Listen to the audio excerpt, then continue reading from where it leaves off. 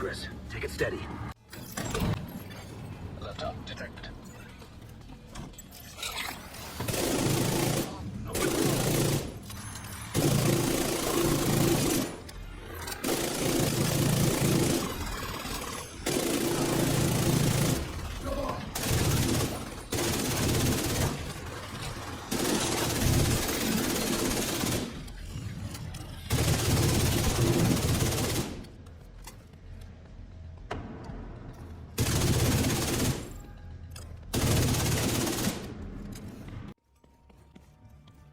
This must be the last of them.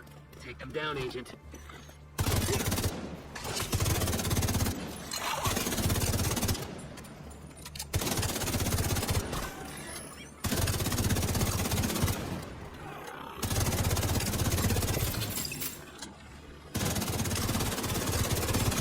I'm gonna bleed out right here.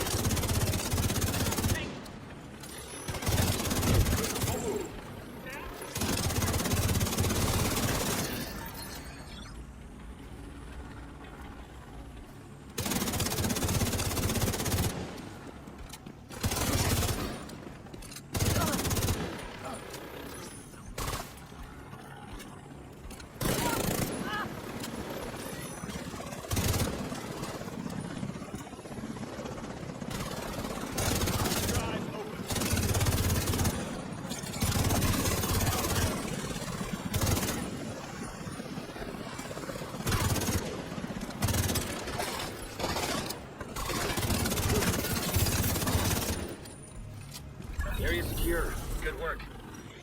It's not over yet.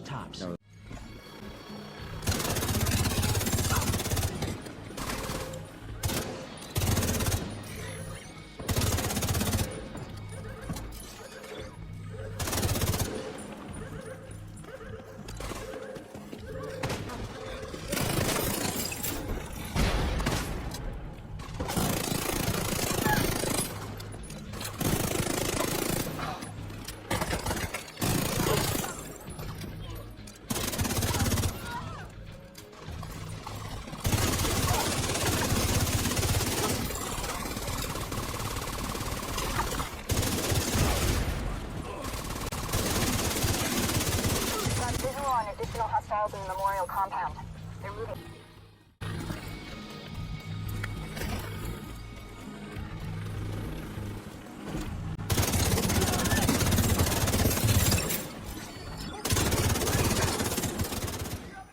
What's up, my fellow gamers? Welcome back to the channel. It's D Werewolf Gaming, back with another Division 2 video. Alright, I hope everyone has been doing well and staying safe. Today, guys, got a very powerful build to showcase. Guys, really enjoy using this build. But I want to first start off in saying I know, I haven't put out a Division 2 video in a while, and to be honest with you guys, I got burnt out of this game a while ago. But I still have been playing from time to time, and definitely I've been keeping up with the seasons. You know, being a solo player in this game, guys, it can get this content can get very stale very quickly. And on top of that, you know, with all the delays and everything that continuously keep happening with this game, really, sucks especially whenever you don't have nothing to do. But overall, the shooting mechanics in this game is very fun, guys, and the weapons as well. Really enjoy that, and I do enjoy that they, that they added mods in this season as well. Really changed the gameplay up. If you haven't been using the mods, I recommend you do, guys. They're really fun. Now, I myself personally, I didn't use the mods when they first came out because of all the other issues that was taking place. But after they fixed it, guys, I really enjoy using the mods.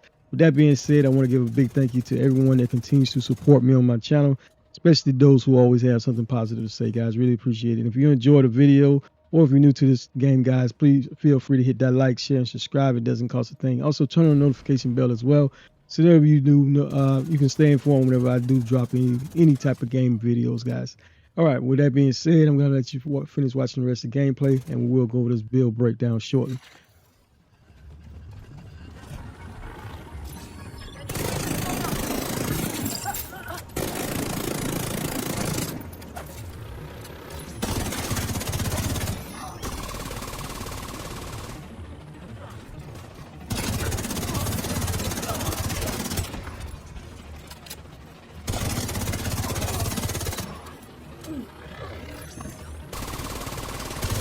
All clear. I repeat, compound.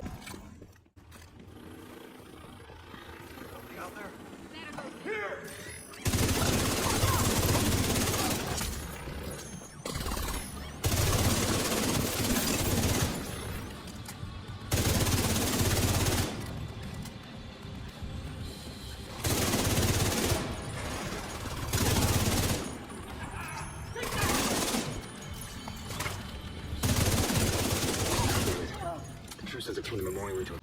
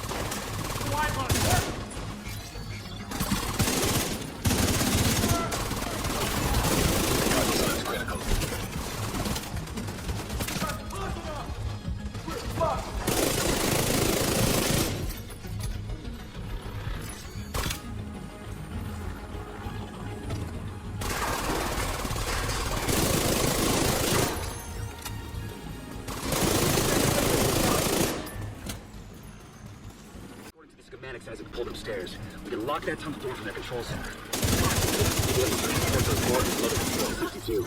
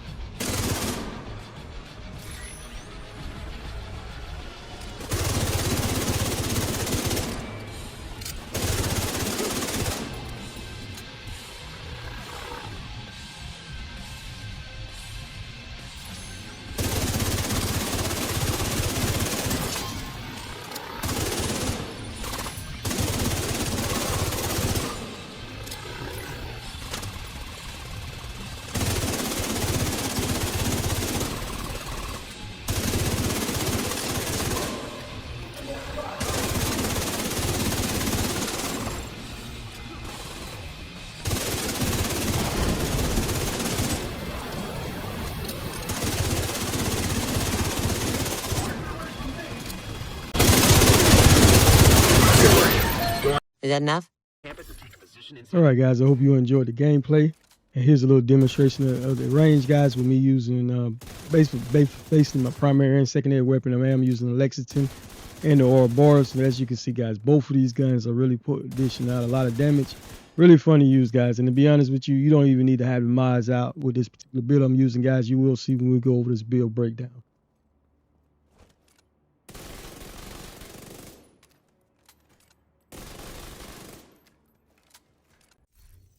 All right, guys, so you definitely want to use the gunner specialization, but ultimately you can choose whichever one works best for you.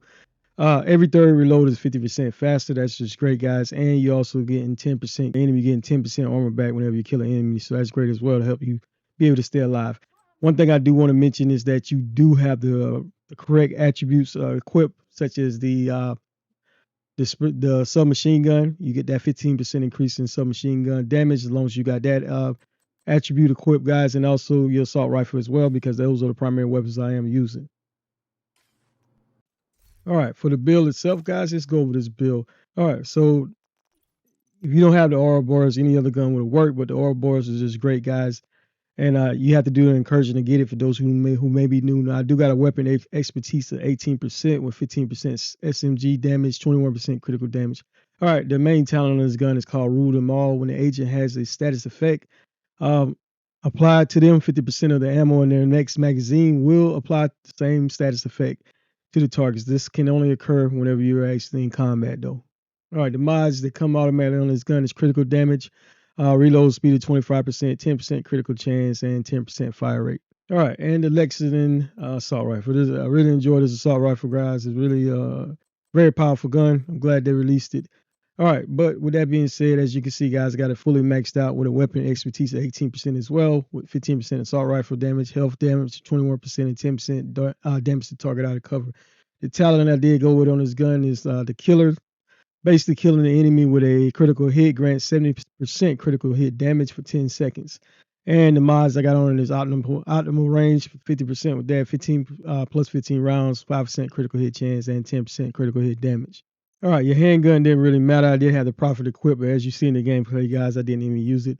All right, so I did use the Hollow Man or the Jarl gear set. Well, just mainly with the mask, guys, and basically, primarily the reason I went with that is because this it was on sale today in the Dark Zone, so you can get this from the Dark Zone, but it has 14% health damage, and itself, I do got 2 critical hit damage mods on it. And like I said, guys, this is currently on sale in the Dark Zone right now, the Dark Zone East. For those of you who may not have it, so now's the opportunity to get it. All right, so the chest piece, I did have the sacrifice, guys. Well, and I do have 3 pieces of the Providence set on, and basically you get the headshot damage 13%, critical hit chance 8%, and critical hit damage of 13%. And it's basically, guys, everything is critical hit, or critical hit chance, or critical hit damage, and the talent is called Perfect Glass Cannon. You deal amplified damage of 30%, but keep in mind you will take 60% increase in all damage. All right, and I did go with the Providence holster. As you can see, critical hit damage and critical hit chance on that, fully maxed out with the weapon damage of 15%. All right, and I did go with the Fox Prayer knee pads, guys, primarily for the 8% damage to target out of cover, and I did have 12% critical hit damage on it. All right, now I did go with the Palisade gloves, guys. Basically got the armor core of 170 with 12% critical hit damage and a 6% critical hit chance core on it. And also the main thing is you get that 10% armor back on the kill. So with this build, I'm getting up to 20% armor back on the kill. All right, and I did go with the gift backpack. It is the third piece of the Providence gear set. And as you can see, guys, it had critical hit damage and critical hit chance with a weapon core as well of 15%. And the talent on this is called Perfect Vigilance. It increases total weapon damage by 25%, and taking damage disables the buff for 3 seconds, guys. But that 3 seconds go by so fast you won't even realize it. So basically, whenever you're pairing this with the sacrifice, guys, you get another 55% increase in all damage. That's just great. All right, for the skills, you could have used whatever you prefer. I did have the Reviver High I got on because this build is pretty squishy. You know that one, especially when you're playing on heroic content. You go down, guys, you got a second chance to get back up. And I did use the Striker Drone mainly as a distraction, guys, that way, and deal a little bit of damage as well. Keep those enemies occupied, especially when you're taking some of the harder to kill bosses. Well, ads. All right, let's take a look at weapon stats. I had 6% critical hit chance. That is the max you can get with that, with 176% critical hit damage. Also had a headshot damage at 83%. And as you can see, the health damage, I'm getting that bonus from having that the hollow mass on, and that is right there at 14% health damage. I did have a little bit of armor on kill at 220,003, and I did have a little bit of health regen at 1,815. All right, with this particular setup, the hollow mass as well gives you the 20% hazard protection. So that's just great. All right, guys, and let's get ready to go over these mods that I was using in this particular setup. All right, so I did have the all-out modifier equipped. And basically what that does, when activated, you will have 10 seconds to eliminate an enemy at any range zone. The zone that the enemy was killed in will now count for the full range spectrum, but this effect will slowly decrease. For each 5% it decreases, you will see 5% increase in weapon damage. So even as the buff is decreasing, guys, you're going to be getting increase in weapon damage. Eliminating additional enemies and stores 2.5% of this effect. It does have a cooldown of 50 seconds. So basically, you're going to be getting benefits of all zones whenever you have the all-out equipped. All right, I did have liability. This is a passive modifier designed for short range. Deals 30% more damage to armor enemies within short range. The damage received from the armored targets is increased by 15%. So you got to be very careful with this build. All right, and I did have retribution on. This is another passive modifier that focuses on medium range. Shoot enemies inside medium range.